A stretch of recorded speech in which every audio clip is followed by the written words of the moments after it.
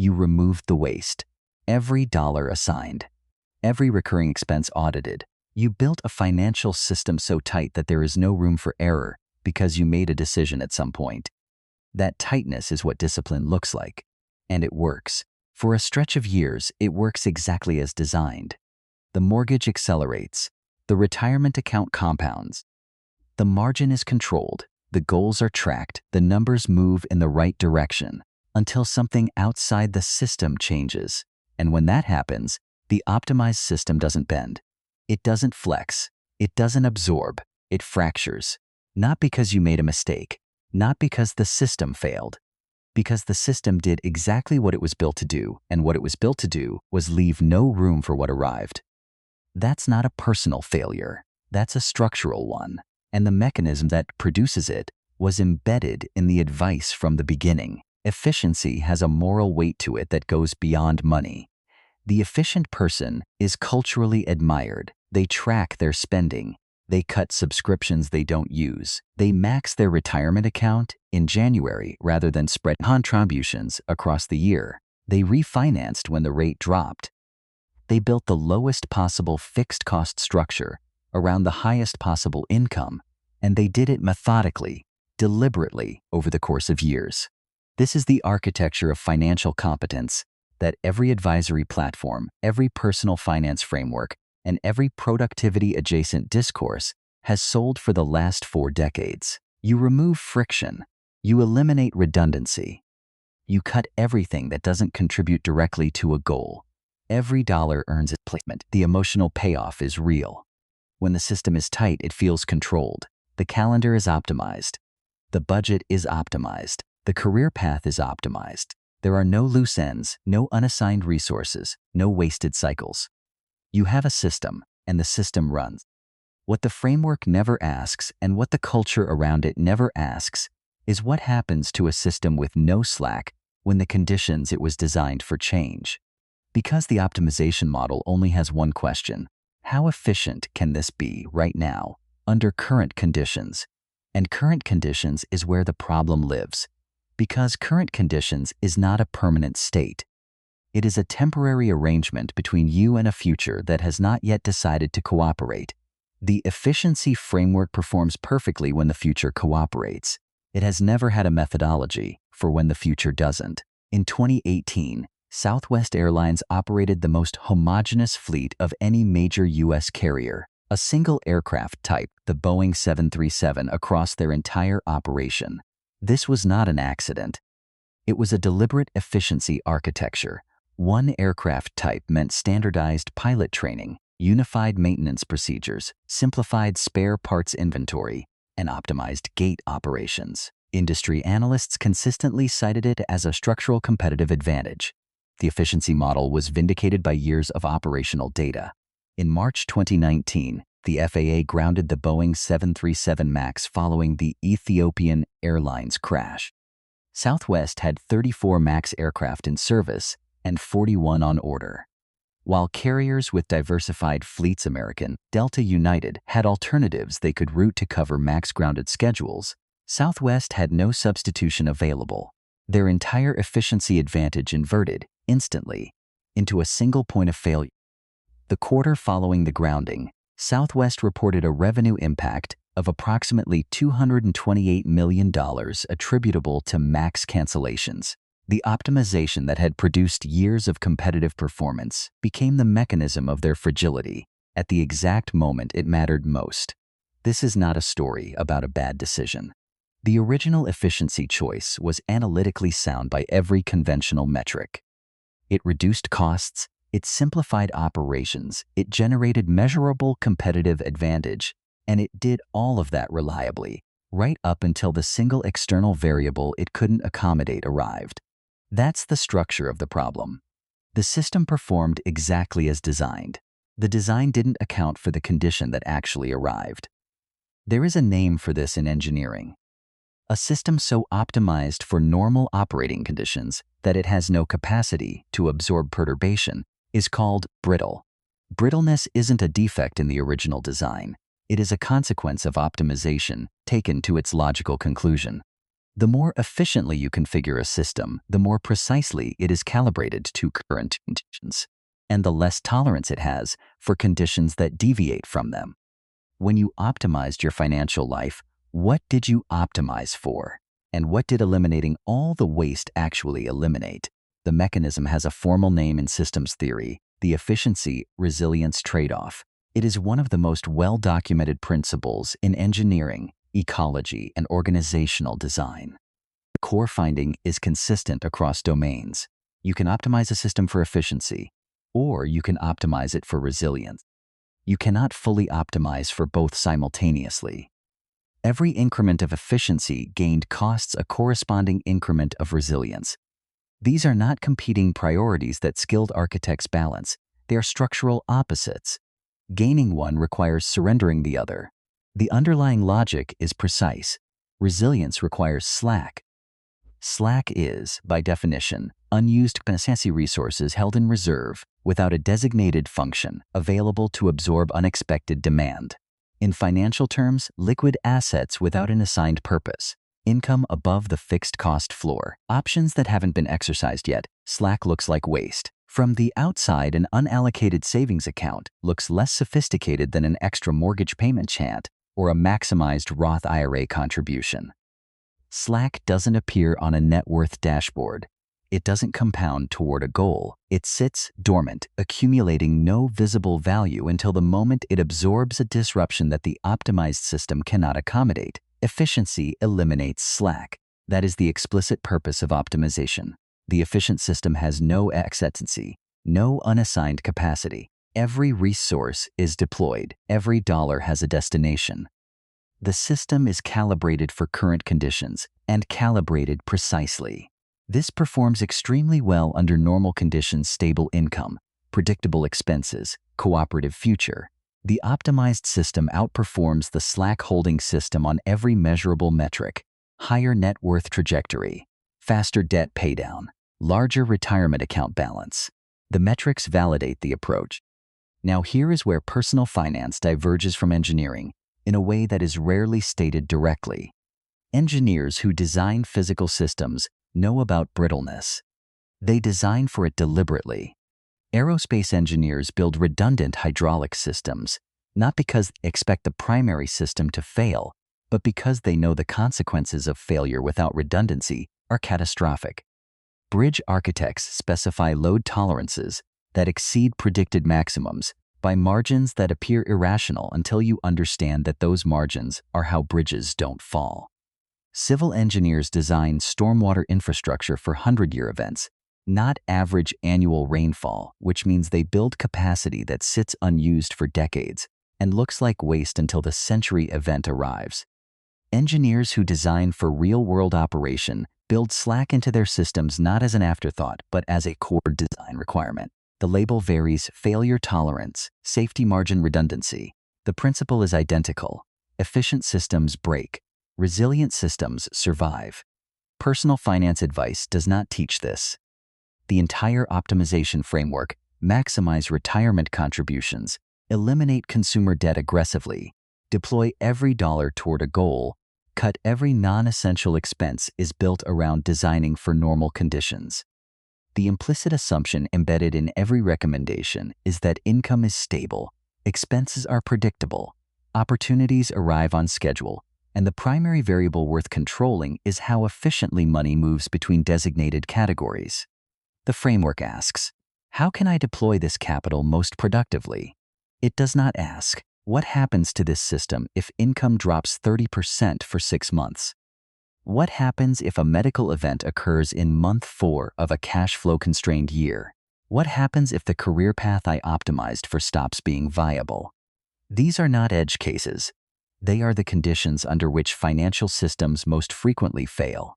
The optimized financial life assumes the future will cooperate. Not explicitly, no one states this assumption out loud. But it is embedded in every allocation decision, every automated payment, every dollar assigned to its designated purpose. The assumption is quiet, structural, and nearly invisible until the future stops cooperating. By that point, the slack has been eliminated so thoroughly that there is nothing left to absorb the disruption. The villain in this architecture is not poor decision-making. It is the optimization culture itself, specifically the advice infrastructure that consistently rewards efficiency metrics while rendering resilience invisible. Volatility design operates through a precise mechanism. It makes the absence of slack undetectable until slack is needed. You do not experience the cost of having no buffer under normal conditions. You cannot feel the missing margin. You only encounter it at exactly the moment when a margin would have changed your available options. In engineering, this is called a latent failure, a failure that exists within the system's design, but only manifests under specific triggering conditions. The system appears fully functional right up until the moment it isn't. Who benefits from a financial culture that rewards efficiency metrics over resilience metrics? The institutions whose products are purchased when personal financial systems break down. Emergency credit at elevated APR, retirement account hardship withdrawals with 10% penalty fees attached. High-rate bridge lending positioned as solutions to short-term liquidity crises, which is what happens when a system with no slack meets an unexpected expense. The fragility of the optimized financial system is not incidental to the financial product ecosystem. It is the market condition the product ecosystem depends on. 2 people, same year, same household 15, same in 47,000, same metropolitan area, same professional category, same age. 39's and Daniel. Marcus is a systematic optimizer. By 2015, every category is assigned. His mortgage payment is automated $2,480 per month on a 15-year refinance he executed in 2013, capturing a lower rate and accelerating his equity timeline. He contributes 16% of gross to his 401(n), structured to hit the annual limit by October. His emergency fund holds 3 months of expenses $11,400, which every financial guide he has read identifies as the appropriate target. Monthly discretionary margin after all assigned categories, $290.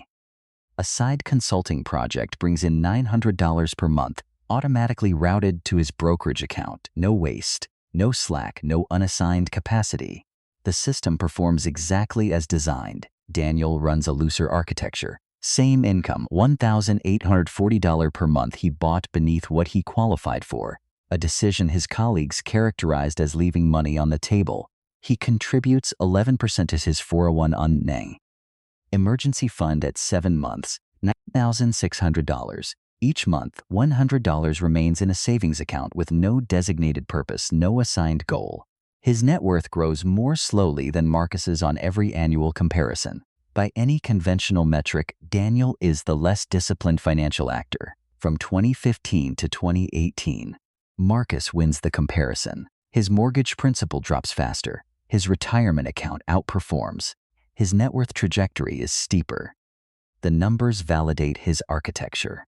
March 2019, their employer announces a restructuring. Both receive the same offer except reduced hours at a revised salary of $103,000, or accept a severance package equivalent to 4 months of base salary and separate.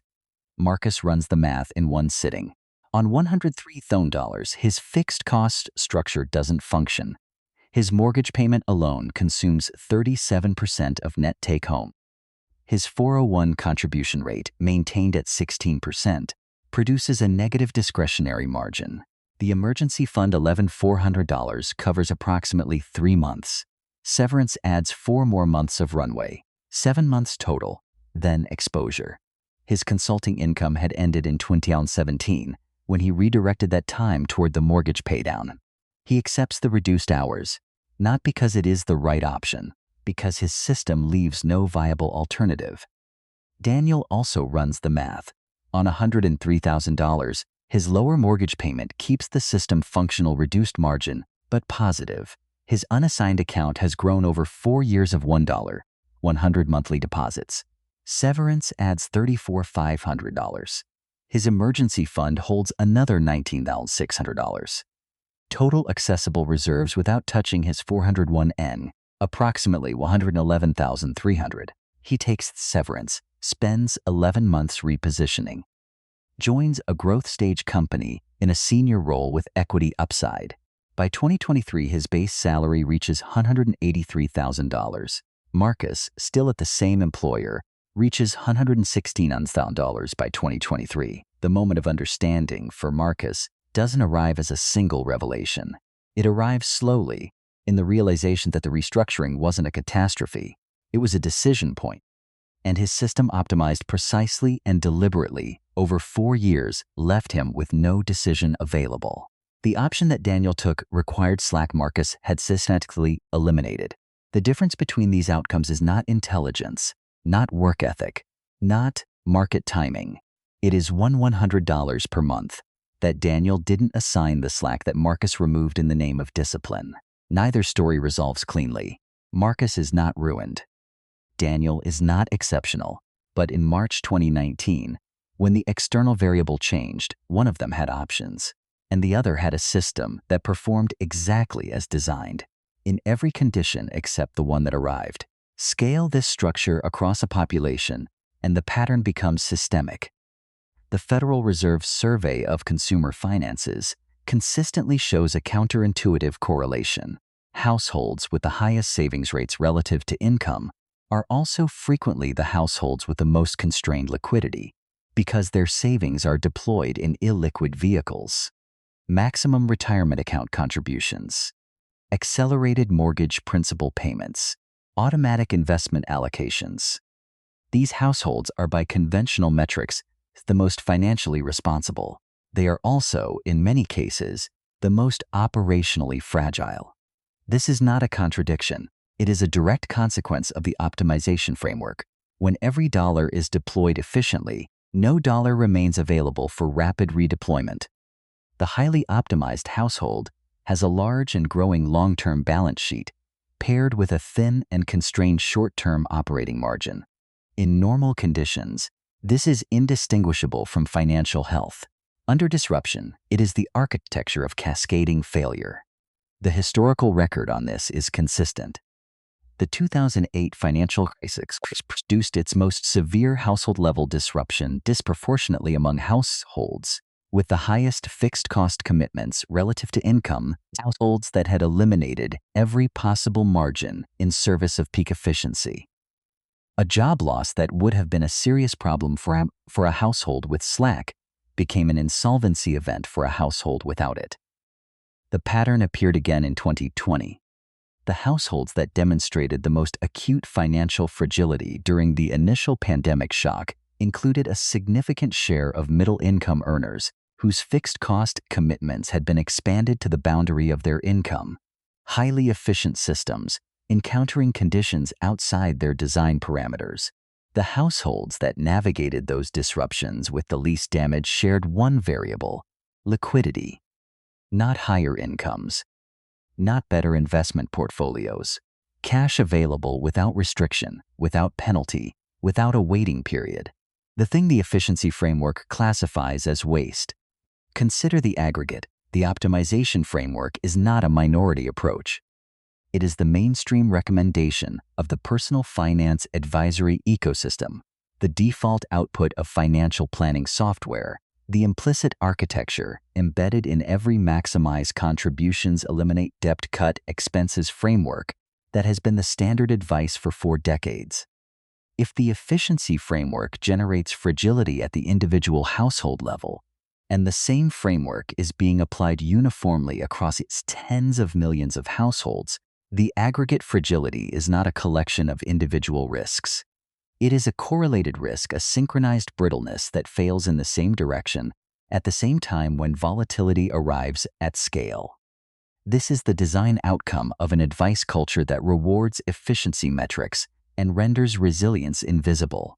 Efficiency is a performance metric. It measures how well a system functions under the conditions it was designed for. Resilience is a survival metric. It measures how well a system functions when conditions change. These are not the same measurement. Optimizing for one actively degrades the other. This is structural, not a matter of balance. More efficiency means less resilience.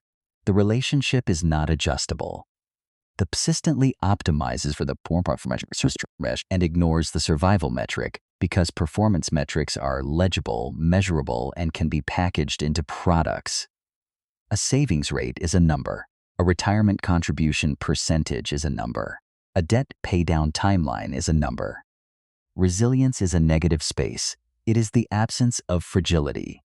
It shows up not as a number in an account, but as the presence of options when conditions shift.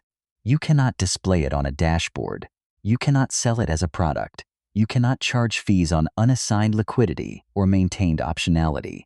So, the advice culture doesn't optimize for it. The language of financial health is almost entirely a language of allocation. Where is every dollar going? How fast? At what rate of return? The language of resilience, buffer, slack, reversibility, option value barely appears in mainstream personal finance discourse. When it does appear, it is typically underspecified. 3 months of expenses. That figure was not calculated from resilience requirements. It was calibrated to feel adequate while keeping enough capital deployed in fee-generating instruments. The conventionally optimized financial life carries a hidden assumption that the future will cooperate. This assumption is never stated. It is embedded structurally in every allocation decision, every automated payment, every maximized contribution. In normal conditions, this assumption holds. The optimized system outperforms the slack-holding system on every conventional metric. The numbers validate the approach. The approach feels like discipline, because it is discipline calibrated entirely for the conditions it knows, with no capacity reserved for the conditions it hasn't seen yet. The counter-architecture, the financial structure that survives across volatile conditions, looks inefficient from the outside. Unassigned liquid reserves. Fixed costs deliberately held beneath what the income could support. Optionality maintained at the cost of optimization metrics. It doesn't maximize any single performance measure. It distributes exposure across conditions that haven't arrived yet. And that distribution, that deliberate, sustained, unmeasured inefficiency, is what survives when the future stops cooperating. The system you built performed exactly as it was designed. The design assumed the future would cooperate. Most of the time, it does. That's the precise mechanism of the trap. Think about the last time you deliberately held back from assigning a dollar to something. What were you protecting for? Resilience requires slack. But there is a specific category of financial decision that systematically eliminates slack while generating the feeling of success. The mechanism behind it is older than modern finance, and we look at it next.